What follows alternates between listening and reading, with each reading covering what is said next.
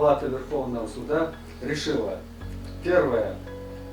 Признать Конституционный закон Кыргызской Республики о приостановлении действия некоторых норм Конституционного закона Кыргызской Республики о выборах президента Кыргызской Республики и депутатов Жоркенеша Кыргызской Республики, не противоречащим Конституции Кыргызской Республики.